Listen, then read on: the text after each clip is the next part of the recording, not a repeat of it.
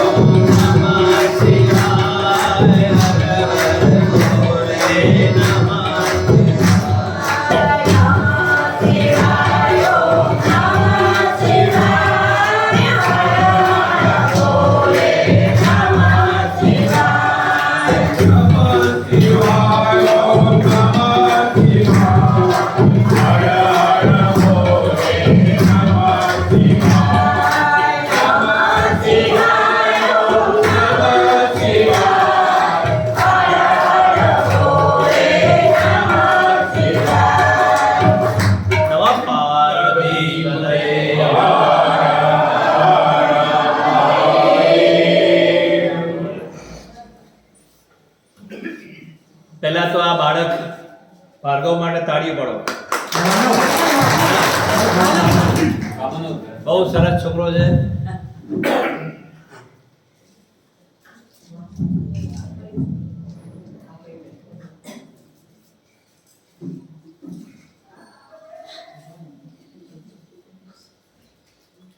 આ કથા જે છે ને, અમારે વાત થઈ વિનોદભાઈને કે આ કથા અને એમાં મારી કોઈ ખાસિયત નથી, મારામાં કોઈ આવડત નથી, પણ મારા ધ્યેય અલગ છે કથા કરો કરતા થોડા.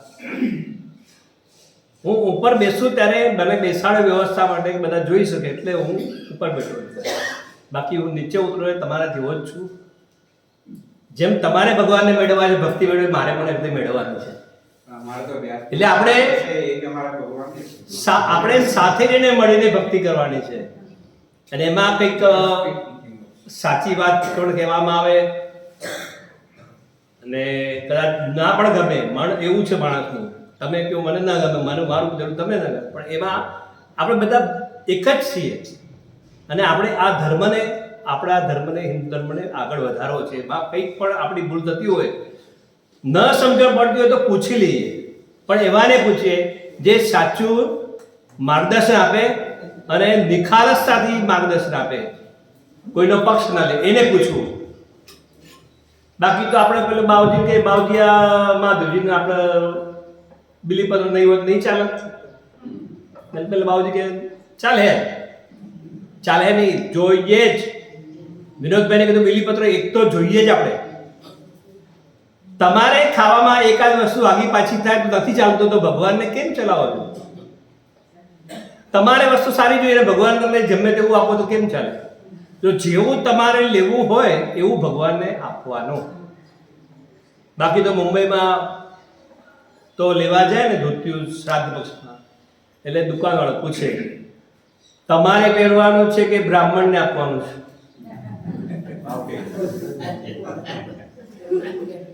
આ વસ્તુ આપણા જીવનમાં ન થવી જોઈએ.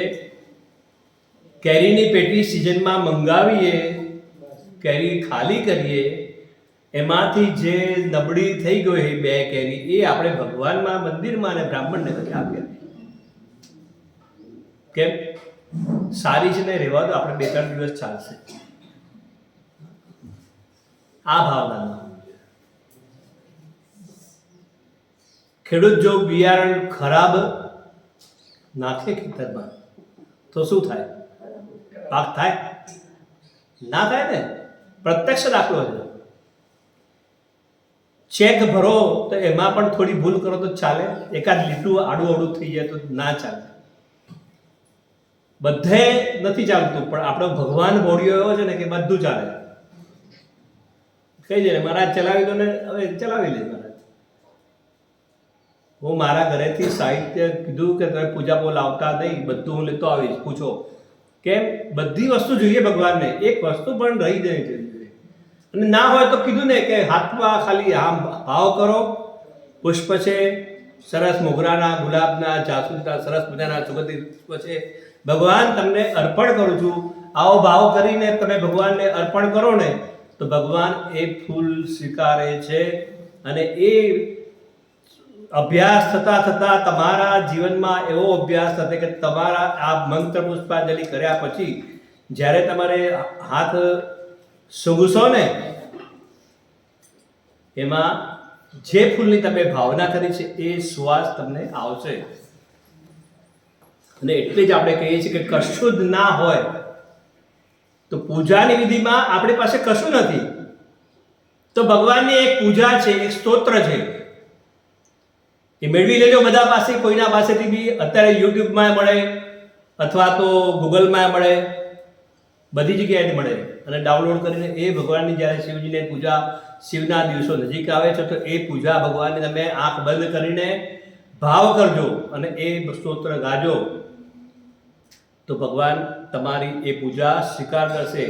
જે ખાલી એના શ્લોકો થકી, જેના વર્ણન થકી જો એ વસ્તુ પ્રત્યક્ષ આપણે લેવા જઈએ ને તો લાખો રૂપિયાનો ખર્ચો થાય. પણ ભગવાને, આપણા ઋષિમુનિઓએ એવી વ્યવસ્થા કરી છે કે એ સ્તોત્રના અંદર જ બધું આવી જાય અને 1 રૂપિયો ખર્ચ્યા વગર ભગવાનની પૂજા થઈ જાય.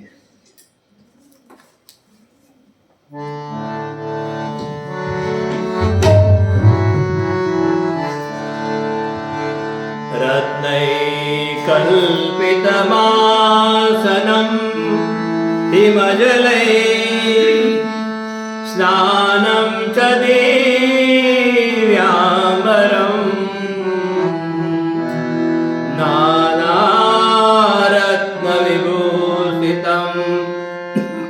मृगमदाङ्कितं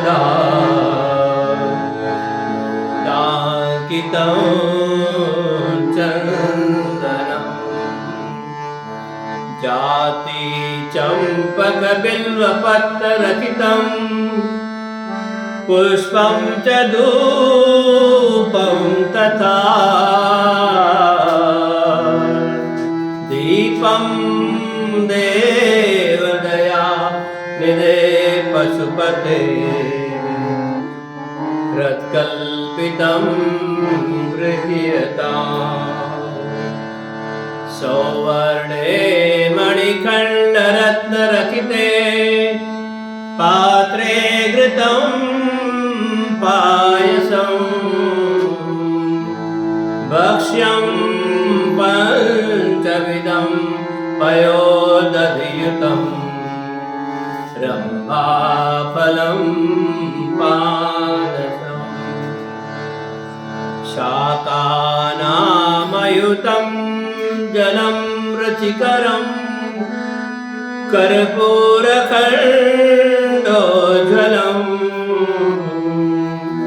ताम्बूलं मनसा मया विरचितं भक्त्या प्रभो श्रीगुरु. छत्रं चामरयोऽयं भजनकं चादर्शकं निर्मलं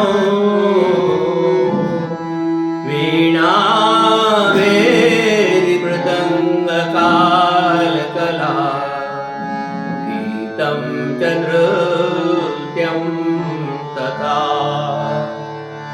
साष्टाङ्गं प्रणतिर्वितं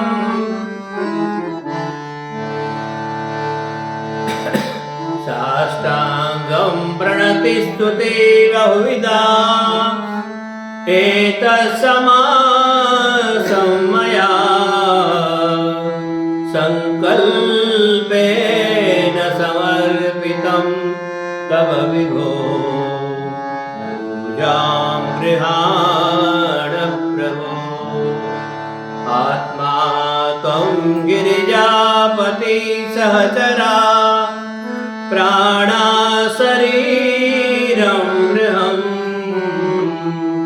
पूजाते विषयोपभो रचना निद्रा समाधिस्थिति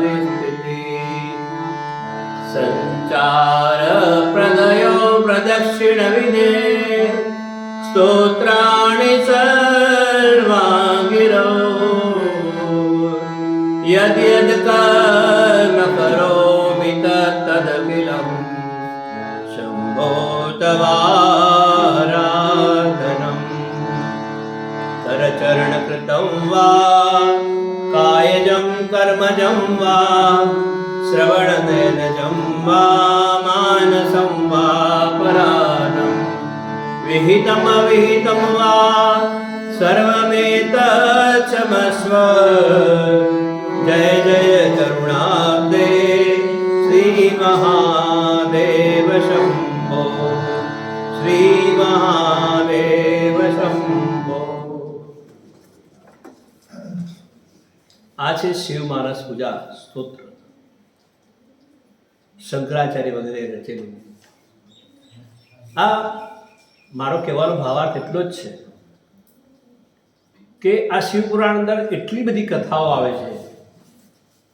ભસ્મ આવી લગાવી, ત્રિકોણ લગાડવું, આ કરવું, તે કરવું, એટલા બધા ઉપચાર છે કે એમાં ઘણીવાર આપણે કરી શકતા નથી. પણ એક સરળ વસ્તુ આ શિવ માનસ પૂજા એ આપણે જો કરીએ ભાવથી ભગવાન આગળ બેસીને કે ભગવાન મારી પાસે કંઈ નથી, જે છે એ મારું મન છે, મારા 2 હાથ છે, એ તને અર્પણ કરું, અને આમાં જે શ્લોકોમાં વસ્તુઓ બચાવી છે એ ભગવાન તો સ્વીકારજે. ભાવનાનો ભૂખ્યો છે ભગવાન, એ સ્વીકારશે અને તમારી પૂજા ભગવાન સ્વીકારશે. અને આ પૂજા જે કરીએ એમાં મેં કહ્યું ને કે મંદિરના અંદર દોષ લાગે છે. 36 દોષ હોય, એમાંથી ઘણા દોષ આપણે કરતા હોઈએ છીએ.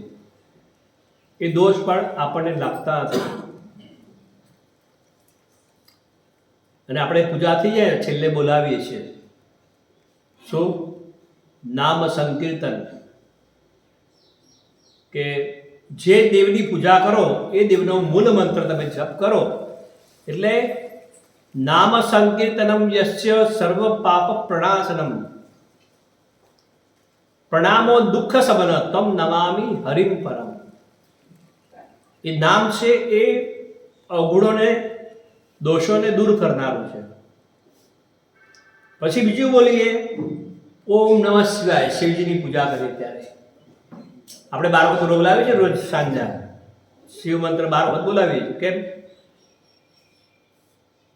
તો સંકલ્પ થાય ત્યારે એમાં આવે ન્યુનાતિ દોષ પરિહારાર્થમ, ન્યુનાતિ દોષ પરિહારાર્થમ મૂળ મંત્ર જપાખ્યમ કરીશે. આ બ્રાહ્મણ બોલાવે એટલે જે પણ પૂજાના સાહિત્યમાં, સાધનમાં, આપણી અવસ્થામાં પવિત્ર હોઈએ, અપવિત્ર હોઈએ, જે પણ હોય એ બધું તું માફ કરજે. તારા મૂળ મંત્રનો હું જપ કરું છું, ભલે 12 વખત કરું. તો આ વસ્તુ ભગવાન સ્વીકારે છે. તો એટલા માટે એ કરવું જરૂરી છે. બાકી તમને બધાને ખબર છે ઘરે સત્યનારાયણની કથા હોય ત્યારે કેટલું સાહિત્ય તમારે ક્યાંથી ભેગું કરવું પડે છે. બરાબર? અનુભવ હશે બધાને. અને એમાં એ કંઈક રહી, બરાબર, રહી જતું હોય, પછી સમય ન હોય કે ચલાવી લો. પણ આ વસ્તુમાં આવી કોઈ જરૂર નથી. આમાં એટલે સુધી કહ્યું છે કે સવારથી ઉઠીએ રાત્રે સૂઈ જઈએ ત્યાં સુધી યદ યદ કર્મ કરોમિ તત્ તદખિલમ. સવારથી ઉઠીને રાત સુધી ભગવાન જે પણ કર્મ હું કરું છું એ શંભો તવારાધનમ, એ ભગવાન તમારું આરાધન કરું છું. આ તો શિવપુરાણની કથા ચાલે એટલે આપણે શિવજીનો મહિમા કહીએ. એવું નથી કોઈ કૃષ્ણના અનુયાયી હોય, ઈષ્ટદેવ કૃષ્ણ હોય, કોઈને માતાજી હોય, કોઈને લક્ષ્મીનારાયણ હોય, જલારામ હોય, કોઈ પણ દેવ હોય, પણ કોઈ પણ દેવની ઉપાસનામાં તમે આ રીતે ભાવ રાખો તો એ દેવ તમારી પૂજા સ્વીકારે છે. યજ્ઞ કરોમી, જે કર્મ હું કરીશ એ ભગવાન તમારું આરાધન છે. નિદ્રા સમાધિ સિદ્ધિ શબ્દ કેવો છે? હું સૂઈ જાઉં ને ભગવાન તો સૂઈ નથી જતો. શું છે? તારી સમાધિ લાગેલી છે. નિદ્રા સમાધિ સ્થિતિ. સંચાર પ્રદયો પ્રદક્ષિણ વિધે. ઘરના કામ માટે, નોકરી ધંધા માટે બહાર જાઉં, હું ચાલું છું, જે એ ચાલતો નથી ભગવાન, એ તારી પ્રદક્ષિણા કરું છું. આ ભાવ હોય છે. ડગલે ડગલે ભગવાનનું નામ લેવાય. એક ભાઈ બહુ વર્ષો પહેલા જોયેલું, એ ગમે તે કર્મ કરે, રામ રામ આખો દિવસ રામ રામ જ બોલે જાય. એમને સંભળાય. મંત્રના જપના અનુષ્ઠાનોમાં અમુક નિયમો છે કે મંત્ર કેવી રીતે બોલવો. શ્રેષ્ઠ મંત્ર એવો છે કે આપણને જ સંભળાય એ મંત્ર શ્રેષ્ઠ ગણાય, ગામને સંભળાય નહીં. જય રામ રામ રામ રામ રામ એટલે પોતાને સંભળાય. તો આ રીતે જપ કરે તો આનું પુણ્ય એક ડગલે અશ્વમેધ ફળનું ફળ મળે છે. અત્યારે અશ્વમેધ થાય છે એનું ફળ નહીં. અત્યારે જે અશ્વમેધ થાય છે ને, વ્યાસપીઠેથી કહું છું, આ એક જાતના આડંબર થઈ રહ્યા છે. અશ્વમેધ યજ્ઞ એટલે રામે કર્યો. આ બધા અશ્વમેધ અત્યારે તો બધા અમારે એક મિત્રનો ફોન આવ્યો, મને તો બહુ લાભ મળ્યો. મેં કીધું શેનો કે અશ્વમેધમાં હવનના આહુતિ આપવા મળી. આયા સાક્ષી કે આ આડંબર છે. તમે કોઈ કામ કરતા હશો તો લોકો પણ એમાં કઈ ને કઈ બાને નીકળી જશે. અને ચોખ્ખી ભાષામાં કહ્યું, સબકો અપની ખીચડી પકાની હતી. સનાતન ધર્મ કરીને ઘણું બધું નવું એ થાય છે. પણ આપણે જૂના છીએ, આપણે શાંતિથી ધ્યાન રાખવાનું કે સાચું શું છે એ કરો. તો આ શિવ માનસ પૂજા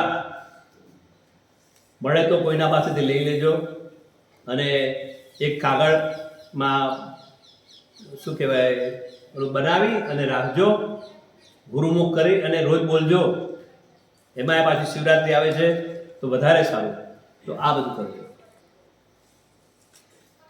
અને એ ભાવનાથી કરેલી ભગવાનની ભક્તિ આપણી સફળ થશે.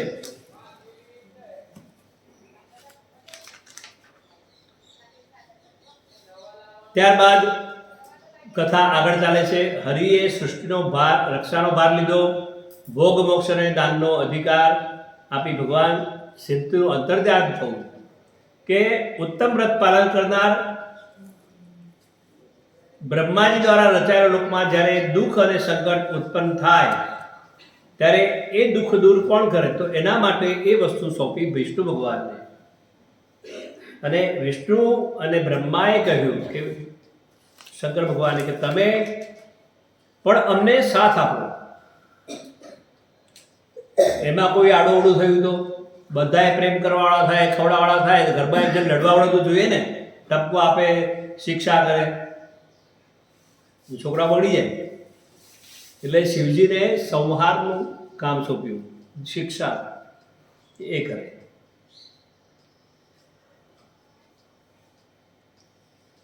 સુધીજી કહે છે, મુનીશ્વરો,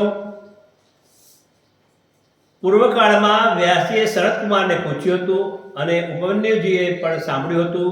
એ વ્યાસજીએ શિવ પૂજન વિશે જે સંવાદ થયો, હમણાં શિવ પૂજન વિશે આપણે સૂત્ર બોલ્યા, તો એ જે શિવ પૂજન લિંગ પૂજાની બધી વાત કરે છે કે એ લિંગનું સ્થાપન કરવું, બ્રાહ્મણ દ્વારા પ્રાણ પ્રતિષ્ઠા કરવી, પ્રાણ પ્રતિષ્ઠા કર્યા પછી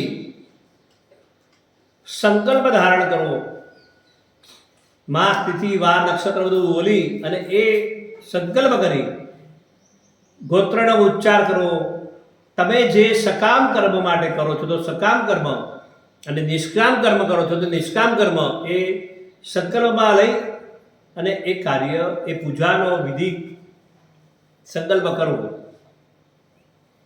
સંકલ્પનો મતલબ એ છે કે તમે એમને ઘણા કામ કરતા હો, પણ જો સંકલ્પ ના હોય તો સંકલ્પ વગર સિદ્ધિ મળતી નથી. એટલે સંકલ્પ કરવો પડે. કોઈ પણ સ્થાન, કોઈ પણ કામ કરતા હોઈએ તો સંકલ્પ કરીએ કે આ કરવું છે. તમારે બહારગામ જવું છે તો નક્કી કરો ને ક્યારે જવું છે, દિવસ નક્કી કરો, કયા સમયે ત્યાં પહોંચવું છે એ નક્કી કરો. ને એ કર્યા પછી નક્કી થઈ જાય કે આટલા ટાઈમે આ જગ્યાએ અમારે જવું છે. અને એ રીતે તમે પ્રોસિજર કરો. ટિકિટ બુક કરાવવાની હોય, જે કરવાનું હોય, સાધન સંપન્ન તૈયાર કરવાના હોય કરો. પણ પહેલાં નક્કી કરવું પડે કે આ કરવું છે. આ સ્થાન જ્યારે થયું ત્યારે પણ એનો સંકલ્પ થયો કે આ કાર્ય માટે આપણે કામ કરવું છે, આ રીતે કરવું છે. એ કર્યા પછી શરૂઆત કરી, એમાં થોડા ફેરફાર થતા જાય પણ સંકલ્પ જરૂરી છે. તમે ઘરે સત્યનારાયણ કથા જ્યારે કરાવતા હો ત્યારે પૂછે તમને કે રાજી ખુશીથી કરવાની છે કે માનેલી છે, પૂછે કે નહીં બ્રાહ્મણ? તો એ રીતે સંકલ્પ થાય. અને ભાગવતજીમાં લખ્યું છે અવતારો હરે યોયમ કીર્તે દન્વદાનઃ સંકલ્પાસ્તસ્ય સિદ્ધંતિ સયાતિ પરમામ ગતિ. કે કલિયુગમાં ખાસ કરીને સંકલ્પની સિદ્ધિ વધારે છે. કે એ સંકલ્પ કર્યો હોય તો તમને એની સિદ્ધિ મળે. બાકી તમે ગમે એટલા જપ કરો કે પાઠ કરો તો એની સિદ્ધિ મળતી નથી. કેમ? સંકલ્પ નથી કર્યો. સંકલ્પમાં આ શબ્દ આવે લોકો વિચારમાં પડી જાય કે સંકલ્પ એટલે બહુ ભારે કામ. પણ આપણે અહીંયા એની સરળ પદ્ધતિ સમજાવીએ. લગભગ બધાને ખબર હોય કયો મહિનો ચાલે છે, કયો પક્ષ ચાલે છે અને કઈ તિથિ એ ખબર. હવે તો કેલેન્ડરમાં આવે અને મોબાઈલમાં પંચાંગ આવે છે, ખોલીને તમે જુઓ એટલે તરત આવે આ મહિનો, આ પક્ષ, આ તિથિ, આ વાર. આટલી 4 વસ્તુ થઈ ગઈ, એકદમ યાદ રહી જાય એવું છે. એ 4 વસ્તુ બોલાઈ જાય પછી આપણે આપણું ગોત્ર બોલવાનું, આપણા વડીલોનું કે આપણા પતિનું કે આપણું જે નામ હોય બોલી અને આપણું નામ બોલવાનું.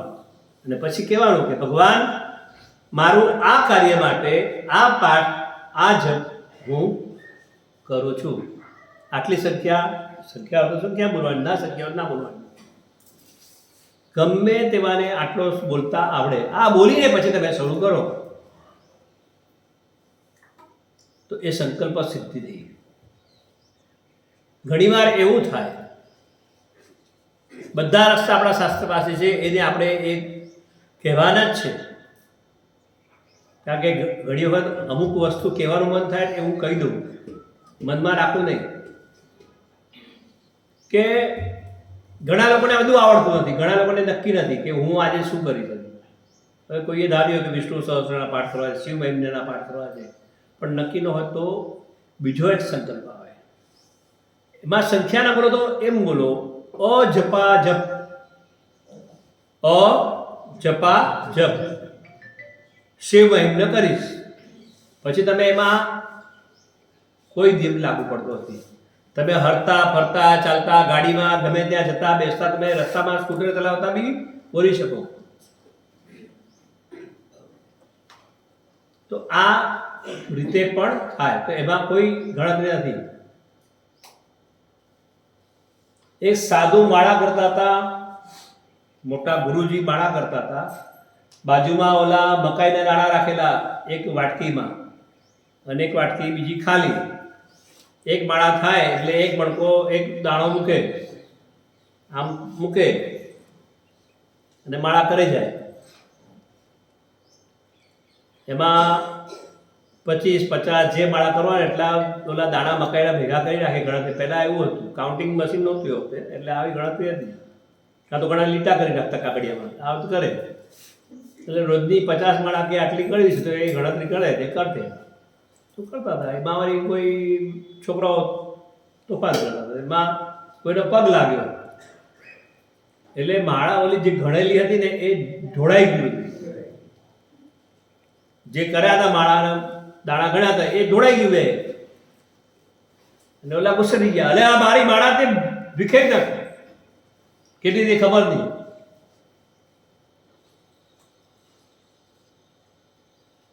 છોકરાઓ ત્યારે પણ બીજા ભાઈ સાંભળતા હતા, ડાયા બહુ, એટલે હોશિયાર હતા. કે શું થયું કે મારી માળા હું કરતો હતો, જુઓ આ બધું વિખેરી આવ્યું, કેટલી માળા થઈ મને કંઈ યાદ નથી. આ તે એટલે સરસ જવાબ કે તમે ભગવાનની માળા કરો છો કે હા, ગણીને કરો છો કે હા. તમને ભગવાન જે આપે છે ગણીને આપે છે? તમને ભગવાન જે આપે છે સુખ, સાહેબી, સંપત્તિ બધું જે આપે છે એ ગણીને આપે છે કે આટલું મારે આને આટલી બાળા કરી એટલે મારે આટલું આપવું? કે ના, કે ભગવાન ગણીને નથી આપતો, તમે શું કરો ગણીને આપો છો? ભગવાન ગણીને આપતો નથી તો તમે શું કરો ભગવાનને ગણીને આપો? કે વાત તો સાચી કે આપણે ગણવાની જરૂર નથી. આપણે તો ગણીએ ને પાછું કહીએ કાલે તો આટલી માળા કરીને આટલા પાઠ કર્યા, આપણે બધું કહી દઈએ છીએ. પણ એમાં ગડબડ થાય. જેને ગણીને કહેતા હશે બેનો એમ કે ભાઈઓ હસવા આવે. કેમ? અમે ઘણી જગ્યાએ જઈએ તો ઘણા અમને કહેવા બેસી જાય, અમે કહીએ ભગવાન નામ બાબલો છું કે હા કે શું કરું? સવારે ઉઠીને વિષ્ણુ સહસ્રનો પાઠ કરો, તુલસી કવચનો પાઠ કરો, આ પાઠ કરો, પછી બોલો હનુમાન ચાલીસના 8 ટકા પાઠ કરો, સુંદરકાંડ કરો, કીર્તનકાંડ, જેટલું કરતા બધું કહી દે. અરે ભાઈ કયો નહીં તમે? ના અરે આટલું કરું છું, બીજું કંઈ કરવાનું તો કયો. મેં કીધું આ બધું કરેલું ગયું તમારું. કેમ? કે એક રાજા હતો, એને ઘણા યજ્ઞ કર્યા અને એટલા બધા યજ્ઞ કર્યા કે ઇન્દ્રનો અડધો ભાગ, ઇન્દ્રાસનનો અડધો ભાગ એને મળ્યો. સ્વર્ગમાં ગયો સદેહ અને ઇન્દ્રએ આવકાર આપ્યો, બેસાડ્યો બાજુમાં. ઇન્દ્ર કહે છે આ મનુષ્ય મારા બાજુમાં બેઠો છે, પણ શું કરું? એને પુણ્ય એટલા કર્યા છે એટલે અડધો ભાગીદાર છે, પણ આને હટાડવો કેમ?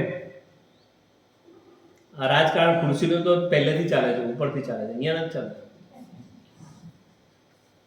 એટલે ઇન્દ્રએ પૂછ્યું કે ભાઈ અહોભાગ્ય, અભિનંદન, તું અડધા સિંહાસનનો ભાગીદાર બન્યો, પણ મને એ તો કે તને આ સિંહાસન અડધું બેસવા કેમ મળ્યું? વખાણ કર્યા ને એટલે ખુશ થઈ ગયો કે હા મેં આ યજ્ઞ કર્યો, આ તપ કર્યા, આ યજ્ઞ કર્યો, આ કથાઓ બેસાડી, આટલા અન્નક્ષેત્ર ખોલ્યા. ઇન્દ્ર કે બીજું કાંઈ? કે બીજું જે હતું બધું બોલાવી દીધું, બધું પૂરું થઈ ગયું કે હવે બસ એટલું જ કર્યું. ઇન્દ્ર કે ઉતરી જા નીચે હવે. કેમ? બોલ્યા એટલે બધું વ્યર્થ. આપણે પણ એવું જ કરીએ છીએ. કોક આવે એટલે ગાવા બેસી જઈએ, ત્યાં આટલા સુંદરી કવચ કર્યા ને આટલા વિષ્ણુ સહસ્ત્ર કર્યા છે.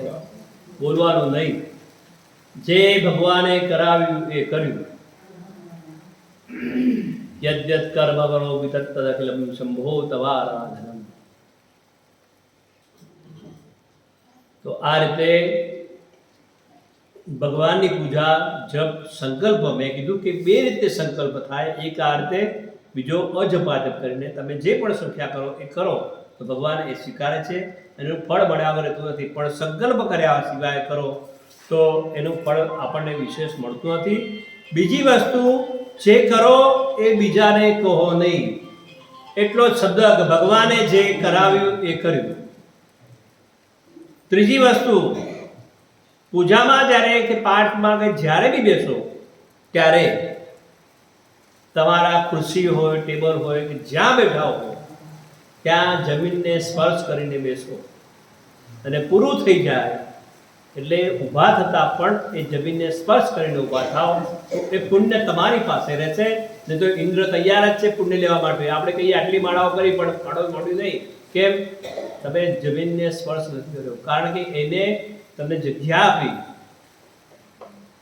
તો એને અભિનય થેન્ક યુ કહેવું પડે. મેં કીધું ને કે ટ્રેનમાં મુંબઈની લોકલમાં બેઠા હોય, 3 ના અંદર ચોથો બેહાડે તો આટલી જગ્યા હોય તો બેસે તો શું કે થેન્ક યુ.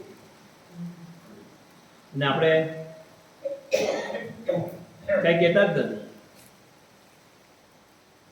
એટલે આ ત્રીજી વસ્તુ. ચોથી વસ્તુ, પૂજાના નિયમમાં સાક્ષી. તમે પૂજા કરી એનો સાક્ષી કોણ? આપણે કોઈ પણ કર્મની શરૂઆતમાં દીવો પેટાવીને કરતા હોઈએ છીએ. કર્મ સાક્ષીને દીપસ્થ દેવતાભ્યો નમઃ કરીને દીવાની પૂજા કરીને કરતા હોઈએ. પણ દીવો ના હોય તો 2 દેવો પ્રત્યક્ષ છે, નરી આંખે દેખાય એવા. એક અગ્નિદેવ એટલે દીવો, અને બીજા સૂર્યનારાયણ. અહીંયા રાત પડશે પણ સૂર્યનારાયણ નથી. સૂર્યનારાયણ બીજે છે, એટલે સૂર્ય તો છે જ, ચંદ્ર એ છે. તો એ સાક્ષી રાખીને તમે કરો એટલે તમારી સાક્ષી બોલાય કે અરે એને બી પગે લાવો કે ભાઈ આ સાક્ષી. 4 વસ્તુ. આ તમને જે વસ્તુઓ કહી રહ્યો છું એ પ્રમાણસર છે, પૂજાની વિધિમાં છે. આપણે પૂજાની વિધિ કરીએ છીએ પણ ઘણી આવી વસ્તુ જોતા નથી અને એમાં અપરાધ થાય, એટલે આ બધી એની મૂળ વાત છે. બેકગ્રાઉન્ડ સ્ટેજ બરાબર હોય તો કામ થાય. આ સરખું બનાવ્યું, તમારી ખુરશીના પાયા બરાબર છે તો બેસાય. એ ખુરશીનો પાયો તૂટી ગયો હોય તો કેવું પડે ભાઈ જરા એમાં નહીં બેસતા, એ જરા તૂટી ગઈ છે, બરાબર. એટલે બરાબર હોય તો એટલે સ્થાન સિદ્ધ કરો, આસન સિદ્ધ કરો, સ્થાન સિદ્ધ કરો, પછી કરો, નિયમથી કરો. એટલે દીવાની સાક્ષી, સૂર્યની સાક્ષી,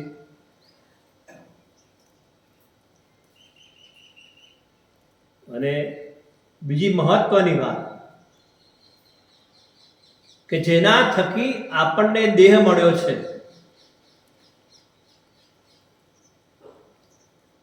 એનો પણ આભાર માનવો પડે. તો કોનો? મા બાપનો. અને જેના થકી આપણને આ મંત્ર દીક્ષા મળી છે એ ગુરુનો. આ ત્રણનો આભાર માનીએ, પ્રણામ કરીએ, પછી કરીએ તો કામ શરૂ થાય. પૂજા પાઠમાં પણ કોઈ પણ પૂજા કરો તો તમારે બેકગ્રાઉન્ડમાં આટલી પૂજા થશે, પછી કહે છે કે હવે ગણપતિનું ધ્યાન કરો અને પછી પૂજા આગળ ચાલુ થાય કે જપ ગચી બી શરૂ થાય. આ થઈ એક વાત. અને પછી તમે કાર્ય કરો એટલે તમારું કાર્ય સફળ. અને છેલ્લે એ જપ પાઠ કે જે પણ કર્યું હોય એ એને ભગવાનને અર્પણ કરો. મેં બેંકનું ઉદાહરણ એટલા આપ્યું કે આ તમારું પુણ્ય કર્મ ભગવાનની બેંકમાં જમા કરશો તો એ ગમે ત્યારે તમને વગર માંગે મળશે. એટલે ભગવાનને અર્પણ કે ભગવાન જે યજ્ઞ કર્મ કરોમિ તદખિલમ શંભો તમારાદરમ. અને પછી ફળ ઓલું મેં કીધું ને, ફળ લઈને કે ઇદમ ફલમ મયા દેવ સ્થાપિતમ મૃતસ્તવ તેન મેં સફલાવાપ્તિ ભવે જન્મ. એ ભગવાન આ ફળ તમને અર્પણ કરું છું, જન્મ જન્માંતરના સારા ફળ આપજો. આવું કરીને ફળ અર્પણ કરી ભગવાન સ્વીકારે છે અને આપણને ફળ આપે છે. માગવાની જરૂર નથી પડતી. નાનું છોકરું હોય અને ભૂખ લાગે કે જે બી એને ક્રિયાની જરૂર પડતી હોય તો એને બોલતા નથી આવડતું, પણ માને ખબર છે આને આ ટાઈમે દૂધ જોઈશે, આને આ ટાઈમે આ જોઈશે. હા, બરાબર કે નહીં? માને ખબર છે, છોકરાને બોલતા નથી આવડતું, રડે ખાલી, પણ એના રડવામાં પણ એને ખબર પડે કે આ કેમ રડે છે, તો આ કારણ માટે રડે છે. અને જેટલી માને વધારે ખબર પડે એટલી કોઈને ખબર ના પડે. તો આ ભગવાન છે, આપણી માં છે, એને બધી ખબર છે.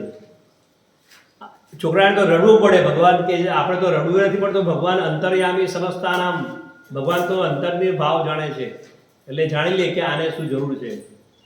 ઘણા એકબીજાના મોઢે પણ મેં સાંભળ્યું છે કે અમે આ વસ્તુનો વિચાર કરતા હતા અને અચાનક આ કામ થઈ ગયું. વિચાર કરો, આ કોણે કર્યું? વિચાર કરતા હતા અને કામ થઈ ગયું. અમારે એક વખત એવું બન્યું, હું મુંબઈ હતો, આ ભાઈ અહીંયા હતા. અહીંયા ફોનમાં કે છે હરેશભાઈ આમ, અને હું ત્યાં લખી રહ્યો છું મેસેજમાં. મેં તો મેસેજ જુઓ, આ પણ ઘટના છે. આ કોણ છે? એમના અંદર રહેલો ઈશ્વર, મારા અંદર રહેલો ઈશ્વર એકબીજાને જાણી લે શું છે. આપણે કેમ ટેલિપથી, આ ટેલિપથી છે. માણસમાં ટેલિપથી હોય તો ભગવાનમાં ટેલિપથી ના હોય.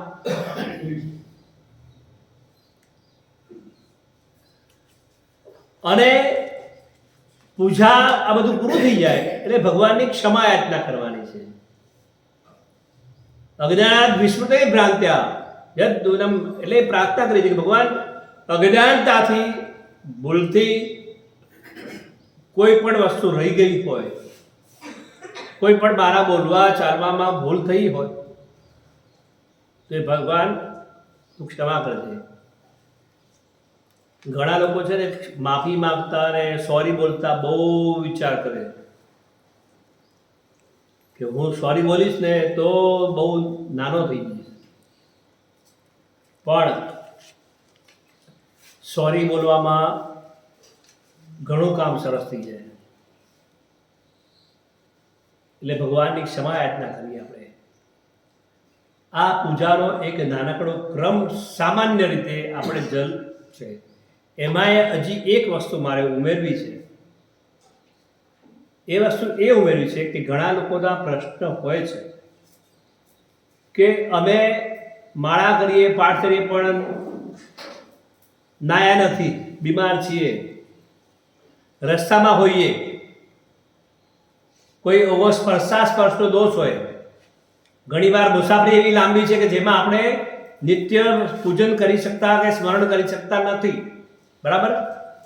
હા, અહીંયાથી હરિદ્વાર જાવ એટલે થાય ને.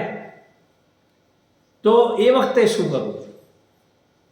તો એ વખતે એક મંત્ર છે સરસ. અથવા તો તમે ટ્રેનમાં બેઠા, બસમાં બેઠા, કોઈ જગ્યાએ એવી જગ્યાએ જઈને આવ્યા, કોઈ જગ્યાએ એવા સ્પર્શનો દોષ હોય, બીમાર હો, તમે નાહી ન શક્યા હો, કારણ હો, તો તમે એક જ મંત્ર આખો ના આવડે તો એક ભગવાનનો નામ મંત્ર છે એ બોલો તો પણ તમારી શુદ્ધિ થઈ જાય. અને એ ઘણી વાર આપણે એ મંત્ર બોલીએ છીએ અને સાંભળીએ છીએ. જ્યારે પણ પૂજા હોય ત્યારે પહેલી જ વાર બ્રાહ્મણ એ મંત્ર બોલીને તમારા ઉપર પાણી છાંટે છે, પણ આપણે લક્ષમાં લેતા નથી. બોલીશ એટલે બધાને ખ્યાલ આવશે. અપવિત્ર પવિત્રો વા સર્વાવસ્થા ગતો પીવા યહ સ્મરેત પુંડરીકાક્ષ સબાહ્યા વ્યંત શુચિ. બરાબર? બધાએ સાંભળ્યું મંત્ર. એટલે આ આખું મંત્ર છે, શ્લોક છે, પણ આમાં આટલો શ્લોક યાદ ન રહે તો એક જ ભગવાનનું નામ યાદ રાખજો. ઓમ પુંડરીકાક્ષાય નમઃ. આટલું બોલીને પાણી છાંટી દીધો. શું થશે? સબાહ્યા ભ્યંતર શુચિ. બહારની અને અંદરની. બહારની એટલે તમે બહારથી કોઈ એવી જગ્યાએ છો ત્યાં સ્પર્શનો દોષ લાગે, એ તો નીકળી જાય, પણ અંદરની જે અપવિત્રતા છે ને એ નીકળવી બહુ ભારે છે. બહારના શત્રુઓ નાશ થાય, હા, બહારના શત્રુઓ નાશ થાય, પણ અંદરના શત્રુઓને મારવા એટલે બહુ મોટી વાત છે. કાલે કીધું ને કે ઇન્દ્રિયો છે ને, ઇન્દ્રિયોને કાબુમાં રાખવી એટલે બહુ મોટું કામ. એકમાંથી બીજામાંથી ત્રીજામાં ચોથી, છેલ્લે પછી શું થાય? ફાઇટિંગ થાય. એના કરતાં મનને જ કંટ્રોલમાં કરો તો બધું આવી ગયું. તો એ જ રીતે આ અંદરની શુદ્ધિ પણ આ ભગવાનના નામથી જાય છે. અને વિષ્ણુ સહસ્ર નામ છે, 1000 નામ, એમાં એક પણ નામ એવું નથી કે જેમાં એના ગુણ ન હોય. અને એથી એ વિશેષ કહું તો એક નાનકડી કથા પણ યાદ આવે છે, જરૂરી છે કહેવાની. નારદજીના શાપનો પ્રસંગ ચાલતો હતા, એના અનુસંધાનમાં જ્યારે ભગવાન રામ ત્યાં સીતાજીને શોધવા નીકળ્યા હતા, અરણ્યકાંડનો પ્રસંગ છે રામચરિત માનસમાં. નારદજી આવ્યા ભગવાન પાસે. ભગવાન વિરહમાં હતા, સીતાજીને શોધવા નહીં. ચરણમાં પડી ભૂલચૂકથી માફી માંગે, ભગવાન મારા કારણે તમારે આ જંગલમાં ફરવું પડે છે, મારા શાપના કારણે તમે અંગીકાર કર્યો. ભગવાન કે નારદ, આ તો મારી લીલા હતી, એટલે તારા હાથે શાપ લેવડાવ્યો અને આ જે વસ્તુ બની છે, એટલે તું નિમિત્ત માત્ર છે, તું જરાય મનમાં નહીં આવ. ભગવાન મારો અપરાધ ક્ષમા. ભગવાન કે તારો અપરાધ ક્ષમા કરી દીધો છે. તો ભગવાન મને એક વરદાન આપો.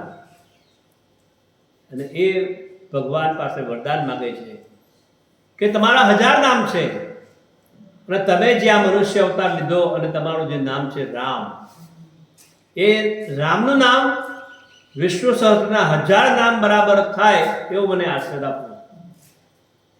ત્યારે ભગવાને આશીર્વાદ આપ્યો અને પછી શ્લોક બોલાવ્યો, સહસ્ત્ર નામ તત્તુલ્યમ રામ નામ વરાનને.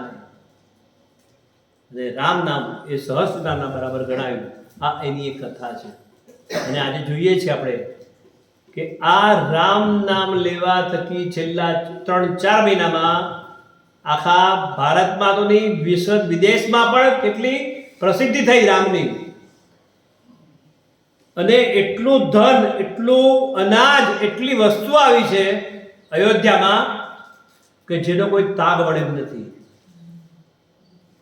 બીજા કે ત્રીજા દિવસે અયોધ્યામાં ભંડારો, અનાજના કોઠાર એટલા મોટા ભરાઈ ગયેલા અને 40 થી 60 ગાડીઓ બહાર રોડ ઉપર ઊભી હતી.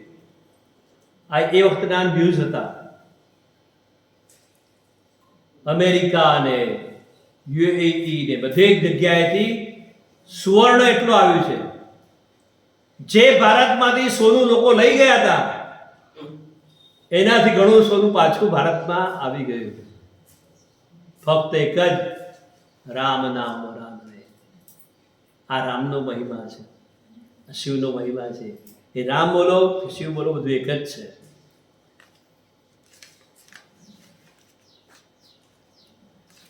તો શિવ પૂજનની વિધિ કે અથવા તો કોઈ પણ દેવીની પૂજનની વિધિ આપણે જોઈ.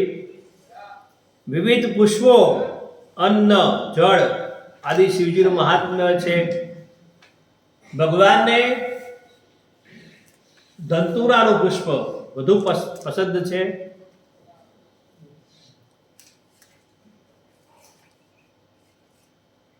અને ભોગ મોક્ષની પ્રાપ્તિ કરવાવાળું આ પુષ્પ છે. સુવર્ણ જેવું એનું ફળ ગણાય છે ધંતુરાનું પુષ્પ. ત્યારબાદ બ્રહ્માજીએ સૃષ્ટિની ઉત્પન્ન કરવાની શરૂઆત કરી. શિવની પૂજા વિધિસર થઈ, એ જ વસ્તુ જાણી. આમાં ઘણી બધી વસ્તુ હજી એટલી બધી છે કે આપણે આ શિવપુરાણ 7 દિવસે નહીં, 11-15 દિવસે પૂરું થાય. પણ સંક્ષિપ્ત એટલે મેં લખ્યું શિવ સપ્તાહ.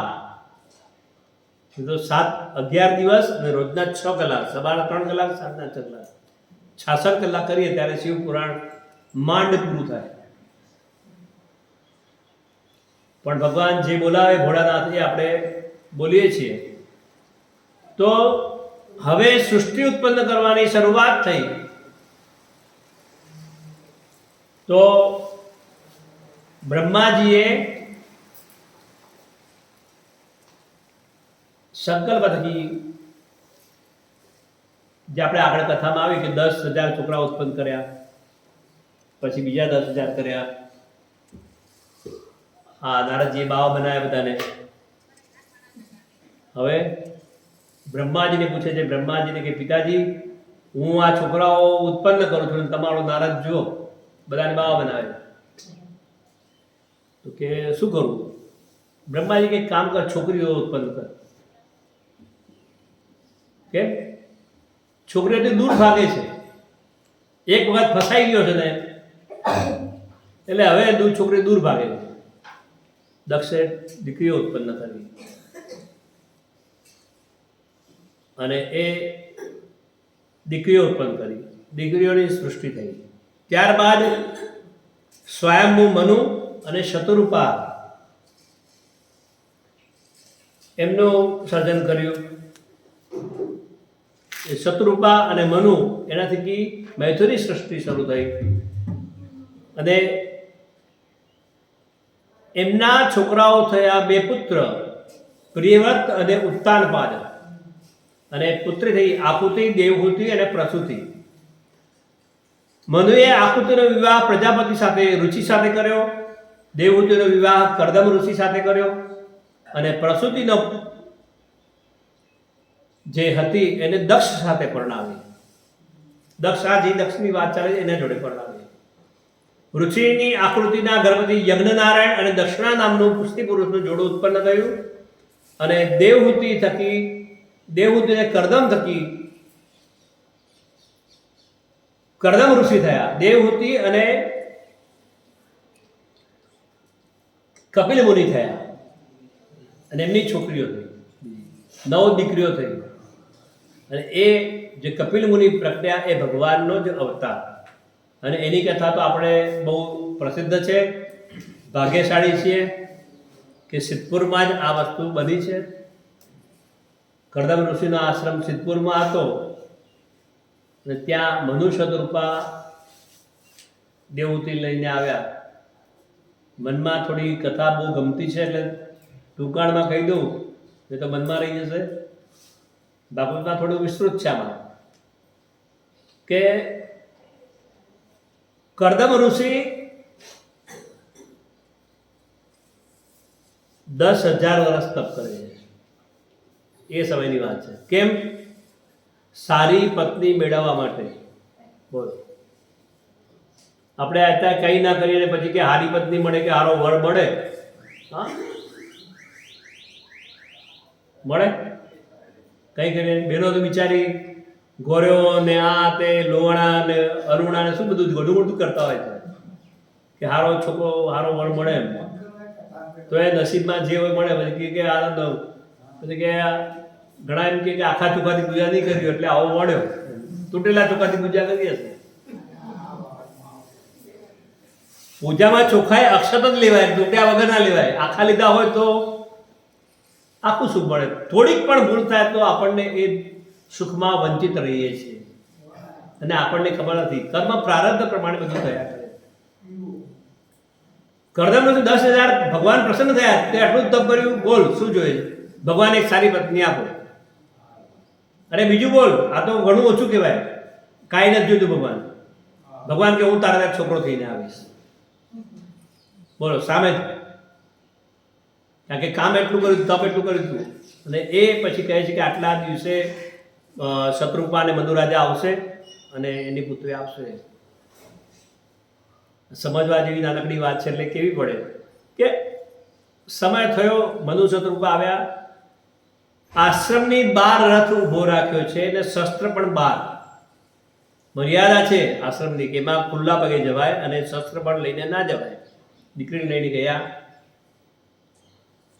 અહીં પરીક્ષા કરી હતી. એ સમયની આ જગતનું પહેલું લગ્ન હતું. મનુ, શત્રુપા અને દેવહૂતિ 3. મુનિએ આસન 3 લીધા, 3 આસન બિછાવ્યા. મધુરાજા બેસા, શત્રુપા રાણી બેઠા. હવે દેવહૂતિનો વારો તો બેસવાનો. દેવહૂતિએ આસન ઉપર હાથ રાખીને જમીન ઉપર બેઠા. આટલી જ વસ્તુ જોઈને કરદમ ઋષિએ કહ્યું, તમારી છોકરી મને પસંદ છે. આ પરીક્ષા. વિચાર કરો. અત્યારે તો રખડી આવે ને પિક્ચરો જોઈ આવે ને બધું કરી આવે, પછી પસંદ નથી પડતી. આ શું પરીક્ષા? આ પરીક્ષા હતી. પરીક્ષા શું હતી કે જો આ છોકરી સ્ત્રી મારી સેવા કરવા જો આવવાની હશે તો મારી સેવા સ્વીકારશે નહીં. આસન બિછાવ્યું એક સેવા છે. દેવહૂતિએ વિચાર કર્યો કે જેની મારે સેવા કરવાની છે એની સેવા હું લઉં. એટલે અને એ તિરસ્કાર પણ ન કરાય, એટલે હાથ રાખ ને જમીન પર બેઠા.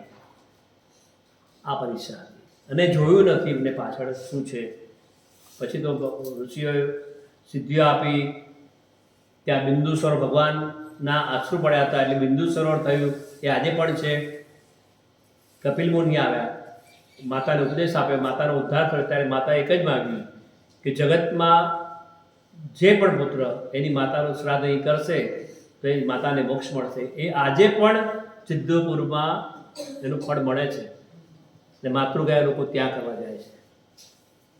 આ એટલા માટે આ પ્રસંગ કેવો પડે કે આપણે નજીક છે અને આપણે એનું મહત્વ જાણવું જોઈએ. પછી એ દિવસે આપણે ભુવનેશ્વરની પણ વાત કરીશું, ભવનાથની, કે ત્યાં પણ આ ઋષિનો સિદ્ધ આશ્રમ હતો. અને એ દેવતાઓ અશ્વિની કુમારો ત્યાં આવેલા છે અને પ્રત્યક્ષ પ્રમાણ ત્યાંનું છે. અને એ માટીનો પ્રતાપ આજે પણ છે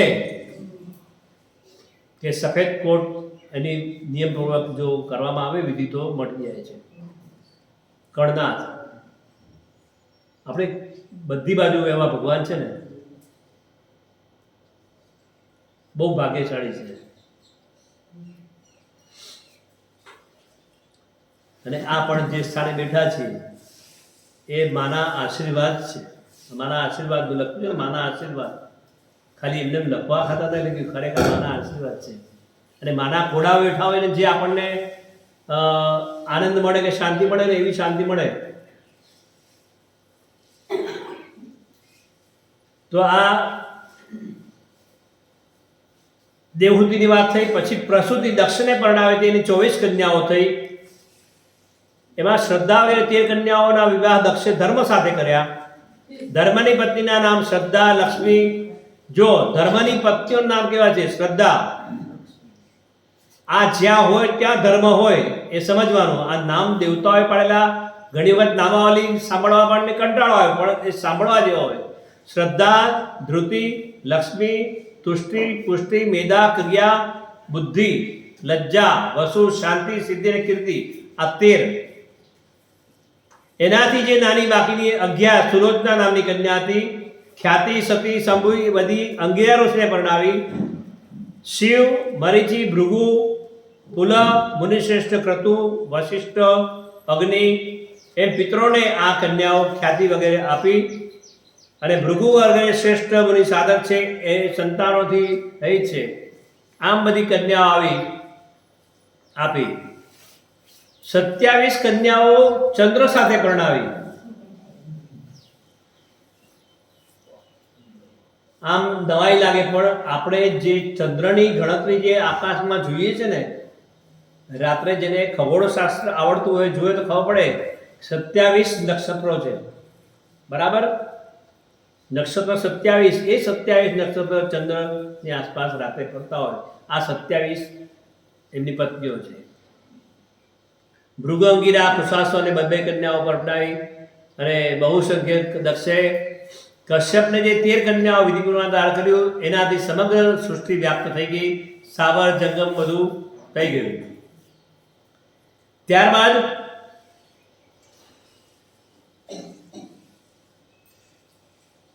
એક નાની દીકરી,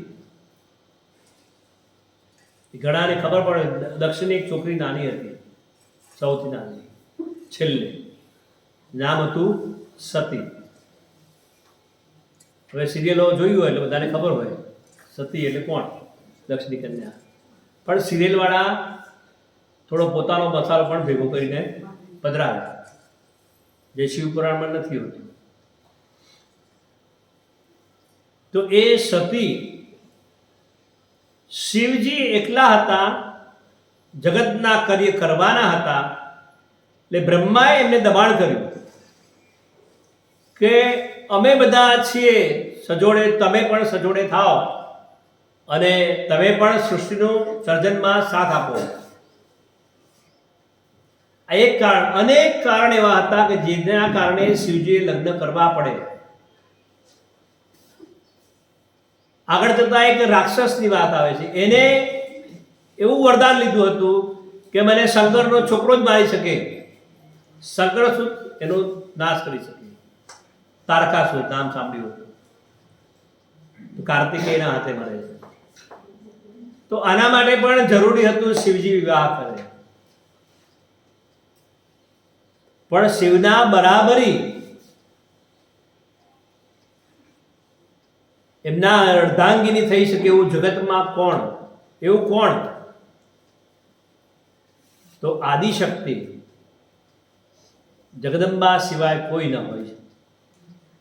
અને એ જગદંબાને પ્રસન્ન કરવા, એ જગદંબાને પુત્રી તરીકે મેળવવા માટે બ્રહ્માજીએ દક્ષને કહ્યું કે મા જગદંબાની ઉપાસના કર, પ્રાર્થના કર કે મારે મા તારે ત્યાં આવે અને શિવાંગી, શિવની ધર્મપત્ની બને.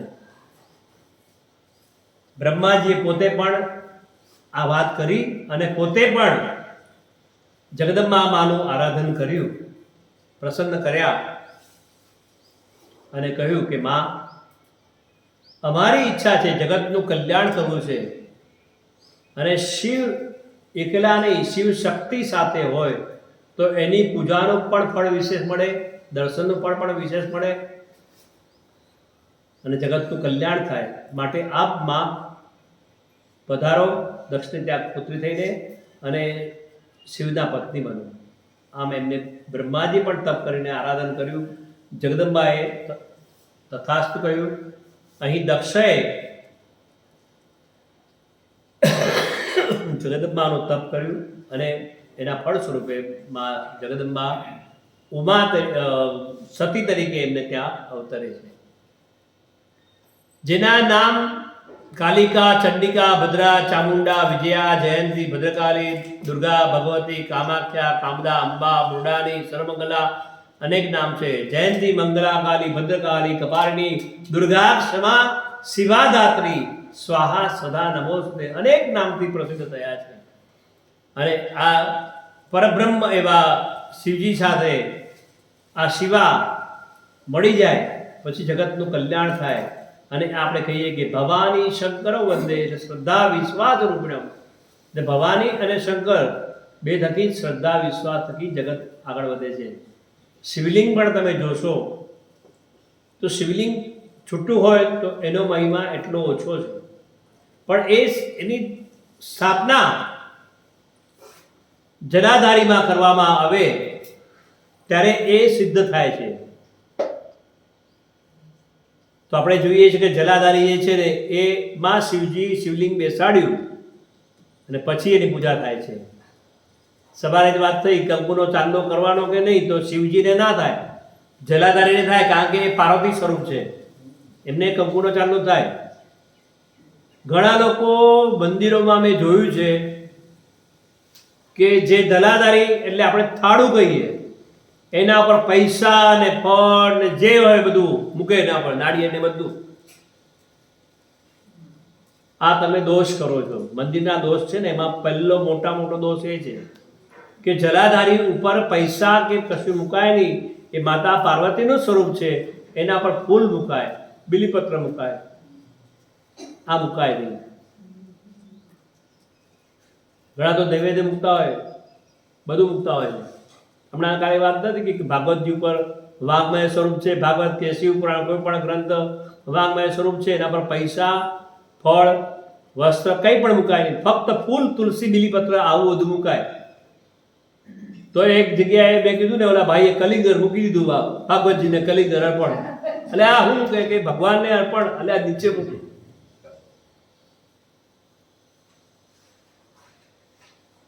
તો આ જલાધારી જે થાળું છે એને પણ ધ્યાન રાખવાનું કે તમે શિવ મંદિરમાં જાઓ, કોઈએ પણ, હું જાઉં ને મેં મંદિરમાં પૂજા કરવા જાઉં એટલે જુઓ પૈસા ને બધું પડ્યું હોય, ફળ બધું પર, પછી કાઢીને સાઈડમાં મૂકી દઉં. લોકોને ખબર નથી, કથા કોઈએ કીધું નથી તો શું ખબર. તો આ જલાધારી અને થાળું એ શક્તિનો સ્વરૂપ. બીજી વસ્તુ કે જ્યારે શિવ શક્તિ ભેગા થાય પ્રતિષ્ઠા વખતે તો જ એનું સ્વરૂપ પૂર્ણ થાય, અને તો એ મંદિર પૂર્ણ થયું કહેવાય. શિવજીની પ્રતિષ્ઠા થઈ ત્યારે કહેવાય કે જ્યારે જલાધારીના અંદર શિવલિંગ સ્થાપવામાં આવે, એટલે પાર્વતી અને શિવ પાર્વતી એક થાય ત્યારે એની પૂજા થાય. બીજા મંદિરની મૂર્તિના પ્રતિષ્ઠા કરવાની હોય તો એનો નિયમ છે મૂર્તિ દરવાજામાંથી લઈ જાય અને જ્યાં પીઠ બનાવી હોય ત્યાં ભગવાનને બેસાડે, પ્રતિષ્ઠા કરે. પણ શિવલિંગની જ્યારે પ્રતિષ્ઠા કરવાની હોય તો ખરેખર પ્રતિષ્ઠા ત્યારે થાય કે ઉપર શિખરમાંથી શિવલિંગને ઉતારવામાં આવે, મધ્યમાં જલાધારીમાં સ્થાપિત કરવામાં આવે, એ પ્રતિષ્ઠા બરાબર ગણાય. બાકી અંદરથી લઈ જાય તો એ પ્રતિષ્ઠા બરાબર ગણાતી નથી. કારણ કે ધારણા એવી છે કે શક્તિ આજે શિવજીને ધારણ કરે છે. મહિમા શિવનો છે, પણ છતાંય શાસ્ત્રોમાં કહ્યું છે, ઉપનિષદોમાં, વેદોમાં પણ કહ્યું છે કે શિવા વગર શિવ અધૂરા છે, શક્તિ વગર શિવ અધૂરા છે. સમાજમાં પણ આપણે જોઈએ કે જે ઘરમાં સ્ત્રી હોય એ ઘરમાં માણસ બે ધડક જાય, બે ધડક કામ કરે, બધું કરે, અને ત્યાં એને આદર સત્કાર પણ મળે છે. એ ભલે સ્ત્રીના સ્વરૂપમાં હોય, બેનના સ્વરૂપમાં હોય, દીકરીના સ્વરૂપમાં હોય કે માના સ્વરૂપમાં હોય, પણ શક્તિ વગર એ ઘર પણ સૂનું છે, નકામું છે. વચ્ચે 10-15 વર્ષ પહેલા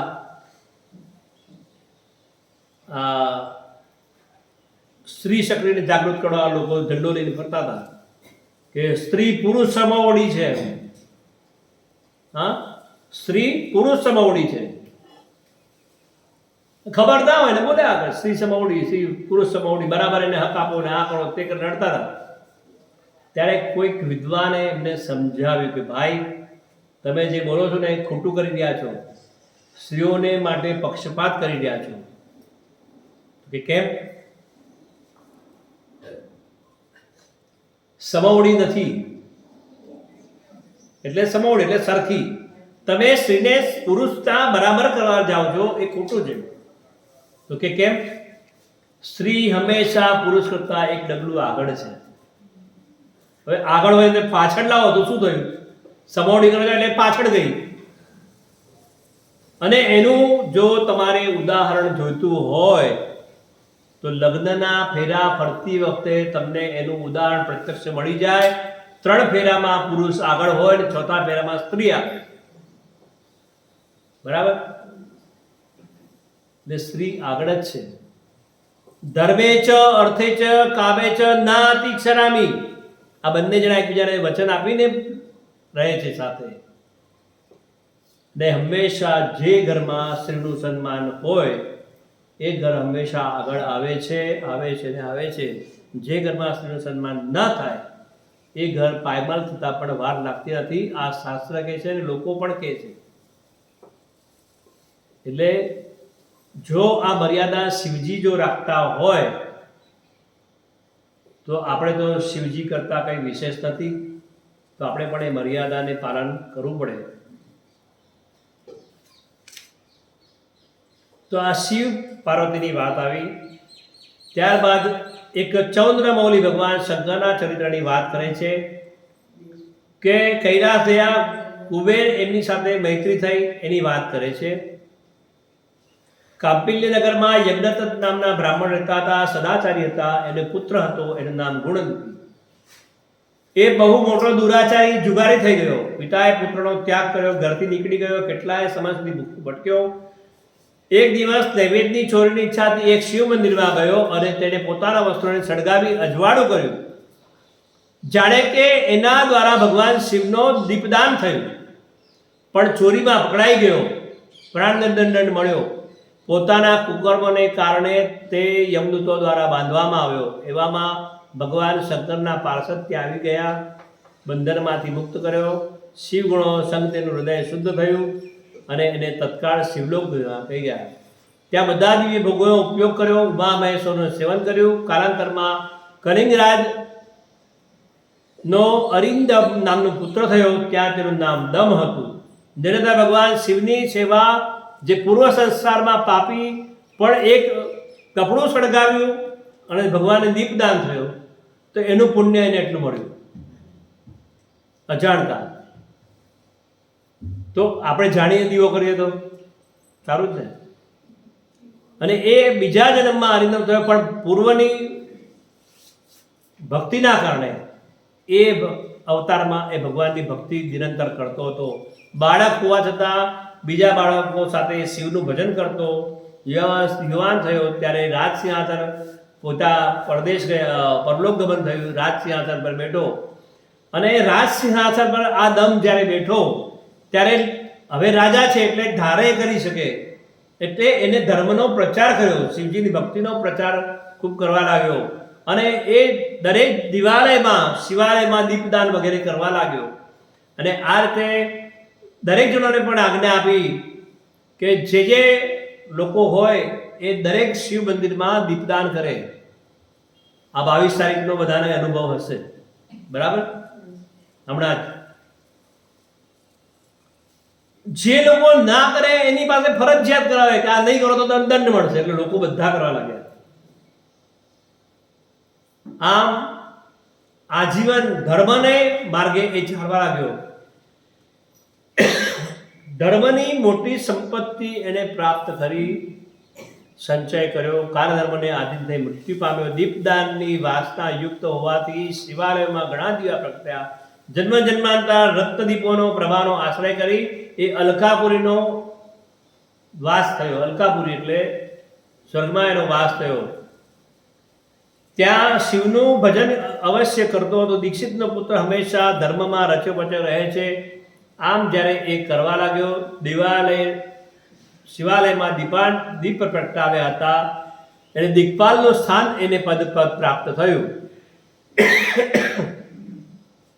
અને ત્યાં દિગ્પાલની પદવી જેને મનુષ્ય ધર્મ પ્રાણી માટે ઉપયોગ કરી રહ્યો, આ એના શિવના સંતુષ્ટ હોવા, શિવજી એનાથી સંતુષ્ટ હોવા હતા એવું એમને સમજાયું. અને ભગવાન શિવ સાથે એની મિત્રતા થઈ. વિચાર કરો ક્યાંથી ક્યાં પહોંચ્યું. અને એ બ્રહ્માના માનસપુત્ર પુલસ્ત્યના વિશ્રવાનો જન્મ થયો. વિશ્રવાના પુત્ર વૈશ્રવણ થયા. અને એ વૈશ્રવણનું બીજું નામ કુબેર. કુબેર એટલે આપણને ખબર છે કુબેર કોણ? ખજાનો, દેવતાઓનો ખજાનો જેની પાસે રહે એ કુબેર તરીકે એનો જન્મ થયો. અને એક સામાન્ય દુરાચારીમાંથી બીજો જન્મ, ત્રીજો જન્મ એનો કુબેર તરીકે થયો. અને એ કુબેર એટલે શિવના મિત્ર તરીકે પણ ગણાયા. અને જ્યારે પણ દેવતાઓને ધનની જરૂર હોય ત્યારે કુબેર આપતા હતા. અને બીજી કથા જોવા જઈએ તો રાવણના પણ સગો થાય કુબેર. એને પડાવીને એને ઓલું વિમાન લઈ લીધેલું રાવણે. અને બધા ભજન પણ ગાય છે, ચપટી ભભૂત મેં હૈ ખજાના કુબેર કા. આ શિવજીના ભજનમાં ગાય છે બધા. નાનકડી વાર્તા કંઈક એવી છે કે લક્ષ્મીજીને બ્રહ્માણી ખરીદી કરવા જાય, પરચેસ કરવા જાય ને, ખરીદી કરવા. અત્યારે ઓલા કાર્ડ આવે છે, એ વખતે કાર્ડ નહોતા, પણ આ પહેલું કાર્ડ ભગવાને બહાર કાઢ્યું. વિચાર કરો, હા, એટીએમ કાર્ડ અનલિમિટેડ. માતાજી કે મારે ખરીદી કરવા જવું છે, કે શું કરવું કે પૈસા આપો. અહીંયા કે જુઓ ક્યાં છે, કબાટ નથી, તાળું નથી, તિજોરી નથી, કાંઈ નથી, પૈસા ક્યાં છે? ભગવાન કે ભોલેનાથ એક કામ કરો, અમારો તો કોષાધ્યક્ષ છે કુબેર, એની પાસે જાઓ, એ જે પૈસા તમારે જોઈએ એ લઈ લો. કેટલા એ ખબર નથી. મોલમાં જઈએ ખરીદી કરવા 2000ની, ને બહાર નીકળીએ ને ત્યારે 20,000નો ખર્ચો થઈ ગયો હોય. એવું ઘણી વાર બને મુંબઈના મોલમાં જાઓ એટલે. તો કે કંઈક તો કે તમારું કાર્ડ આપો, એટીએમ કાર્ડ તો આપો. સરસ શિવજીએ એટીએમ કાર્ડ આપ્યું, ભસ્મ લીધી, ચપટી ભરેલી અને આપી, લ્યો. અરે આ તો ભસ્મ છે કે આજ મારું કાર્ડ છે એટીએમ કાર્ડ અનલિમિટેડ. લઈને ગયા કુબેર પાસે, પૈસા જોઈએ છે. તમારે શું જરૂર પડી? તમારી પાસે બધું છે, અરે પણ બધું ઘરમાં કંઈક તો જોઈએ ને, દાળ શાકભાજી કપડાં પડાવે જોઈએ કે ના જોઈએ? શિવજીના પહેલા મારે તો જોઈએ કે નહીં? હા ભલે, શું જોઈએ? તો શું લાવે છો? ક્યાં? કુબેર કે આ તો ભસ્મ છે. આના શું મળે? કાંઈ નહીં. ભોળાનાથે કીધું કે આ ભસ્મ છે, લઈ જાઓ, એને તોલે જેટલું સોનું મળે લઈ લેજો. કારણ કે એ વખતે સોનાનો વ્યવહાર હતો, સોનું આપીને સામે વસ્તુ લેતા. કુબેર કે ઠીક છે, હવે કેટલું આવશે? આટલી ભસ્મ આવે તો કેટલું આવે? એક બાજુ ભસ્મ મૂકીને એક બાજુ એના પાસે છે સોનાના બધા લગડીઓ, પાત્રો, બિસ્કીટો જે હતા ને બધા મૂકવા લાગ્યા. બધું મુકાય પણ ઓલું પલ્લું હલતું જ નથી. બધો ખજાનો ખાલી. કુબેરને તો હાઈ બીપી થઈ ગયું, લીંબુનું પાણી મંગાવી પીધું. માં હવે કઈ નથી. માં કે મારે આટલું જોઈતું નથી. તને અભિમાન હતો શિવની ભસ્મ ઉપર અભિમાન, કે ભસ્મમાં શું આવશે? તારી ભસ્મમાં તો શિવ ખજાનો કેટલો છે.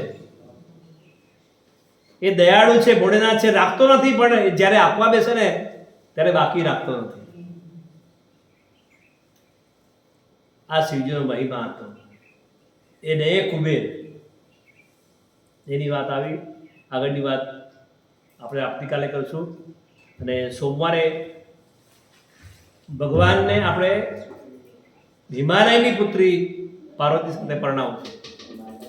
કારણ કે આ દક્ષની દીકરી કાલે એ મળશે, લગ્ન થશે, એનું આખું વિધાન છે. એમાં અપરાધ થાય છે, સતીને બળીને ભસ્મ થવું પડે છે. પણ મરતી વખતે માગે છે કે શિવજી મારા પતિ થાય, અને એ શિવજી પતિ તરીકે મળે છે. હિમાલય ત્યાં જન્મ લે છે. અને એ બધી કથા એટલે સોમવારે આપણે શિવજીના લગ્ન થશે. કથાને અહીંયા વિરામ આપીએ, ધૂન બોલીએ ભગવાનની, અને પછી આરતી.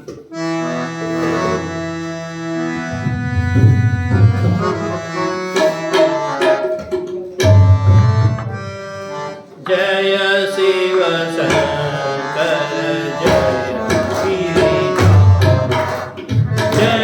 શિવ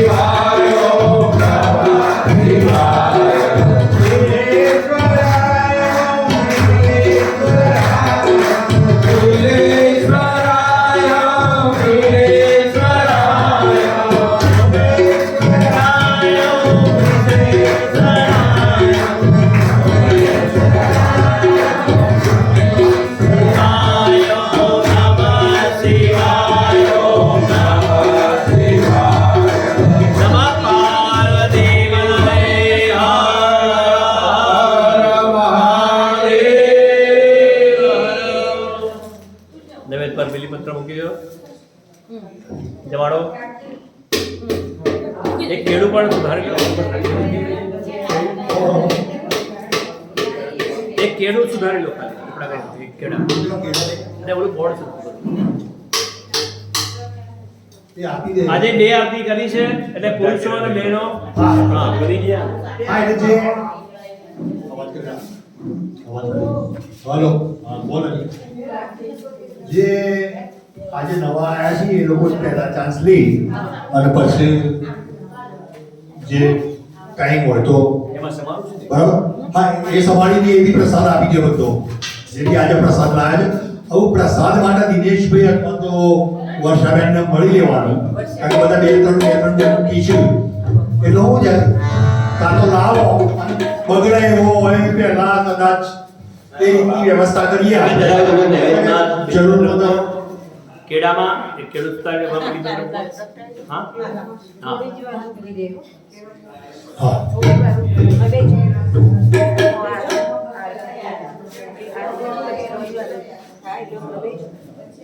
આપણા દીવો પેટાવીને પછી એક ફૂલ મૂકજો એક ફૂલ તમને આપો.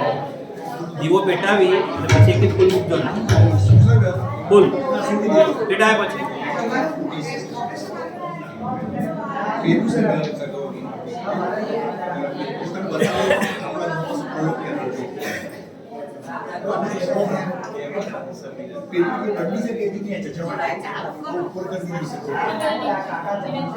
જમાડો ચલો બીલી પત્ર મૂકો અંદર પહેલા જમાડો ભગવાનને. ઓમ પ્રાણાય સ્વાહા અપાનાય સ્વાહા વ્યાનાય સ્વાહા ઉદાનાય સ્વાહા સમાનાય સ્વાહા. પુનરપિધ્યાનો પ્રાણાય સ્વાહા અપાનાય સ્વાહા વ્યાનાય સ્વાહા ઉદાનાય સ્વાહા સમાનાય સ્વાહા. સબ્જીની 4 વખત પાણી મૂકી દેવાનું. રીમિતિ પ્રજ્વાલે નમયતિ સંપૂજ્ય. આરતી પેટાવીને અંદર એક પુષ્પ મૂકી દેવાનો. બને ત્યાં સુધી બધા એક એક આંટો ઉતારજો આરતીનો. વિનોદભાઈ એક એક આરતીનો આંટો ઉતારવાનો એમ કેવાનું. પછી આગળ રાખવાનું. પછી ફરીથી લેવાની.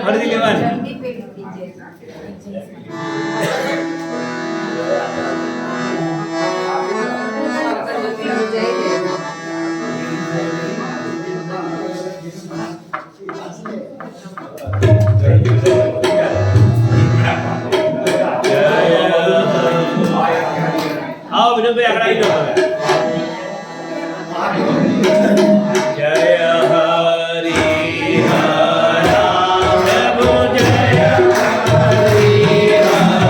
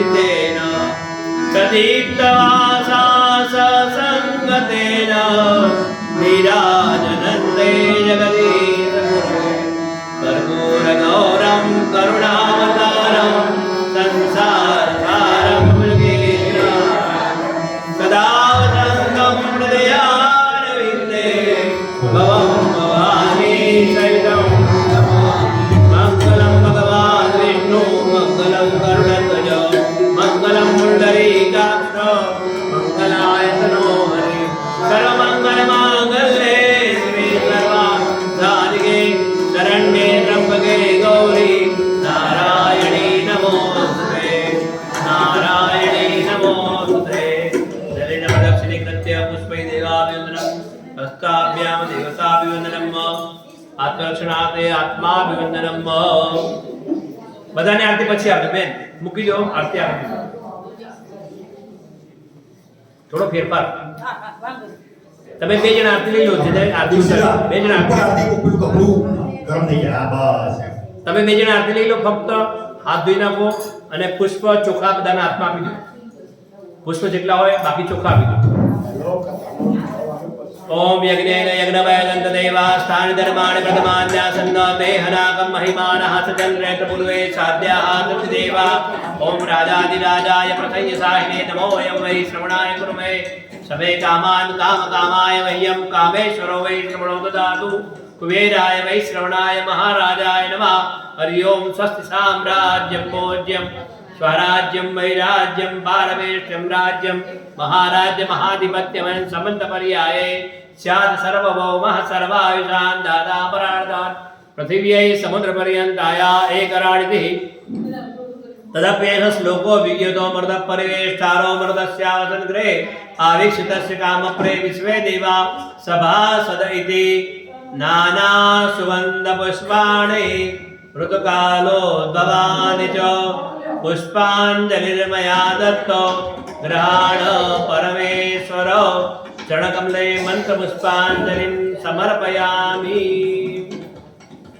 सजिन सबके हाथ में से फूल चावल करे ले लो એ બીજી થાળીમાં લઈ એક લો મેનો થાળીમાં લઈ લો અથવા વાટકીમાં અને અહીં આગળ ચડાવી થાળી વાટકીમાં ચોખા બધા પાસેથી લઈ લો અને જે ઊભા હોય એ ગોળ ફરી જાય પ્રદક્ષિણા કરી લે યાની કાને જે બાપાની જન્માંતરગતાને જ તાણી સર્વાર્થ શબ્દો પ્રદક્ષિણા પદે પદે वर्षाबेन चमचीमा जल राखो इदम फलम मया देव स्थापितम वरदस्तमा तेन विसफलाप्ति भय जन्मजनी अनेन वरदानेन वरदो सुदाम पाणी મૂકી દેવાનું ભગવાનની પ્રાર્થના કરવાની વિઘ્નેશ્વરાય વરદાય સુરપ્રિયાય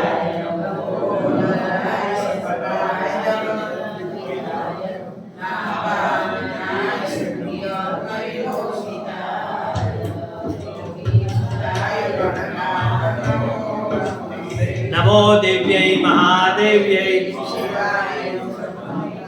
नमः प्रकृते भद्रायै शान्तां ब्रह्मा मुरारी श्रीपुरान्तकारी भानु शशि भूमिषतो बुधश्च गुरुश्च शुक्रः शनिराहुकेतव सर्वे ग्रहाः शान्तिकरा भवन्तु मृत्युञ्जय महादेव शरणागतं जन्म मृत्यु जरा व्याधि पीडितं कर्मबन्धने आवाहनं न जानामि तवादनं पूजां नैव न जानामि क्षमस्व परमेश्वर कथं पापं कथं दुःखं कथं दारिद्र्यमेव च आगता सुखसम्पत्ति पुण्योऽहं तवदस्तात् मन्त्रहीनं क्रियाहीनं भक्तिहीनं सुरेश्वर यत् पूजितं मया देव परिपूर्णं सते कानमुट्ठी पकड़ी पगे लागी जान विष्णवे नमः विष्णवे नमः विष्णवे नमः 12 वखत बोलવાનું છે દરેક જણાએ ઓમ નમઃ શિવાય ઓમ નમઃ શિવાય ઓમ નમઃ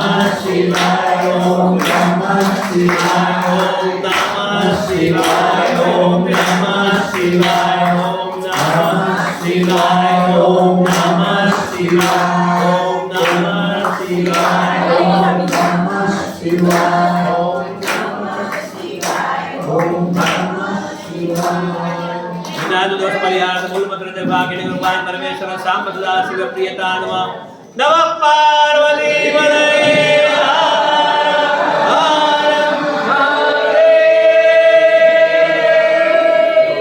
आज के आनंद की जय।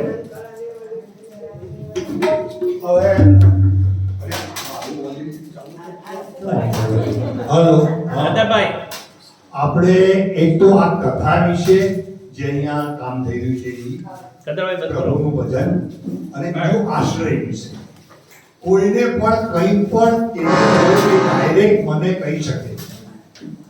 કોઈના અંદર કોઈ વિચાર આવે તમે અંદર અંદર નક્કી ના કરતા, કારણ કે અડધા સમાચાર એટલે કે હમણાં મોબાઈલ બંધ કરો. એક વૃદ્ધનું એડમિશન થવાનું હતું પણ ગામ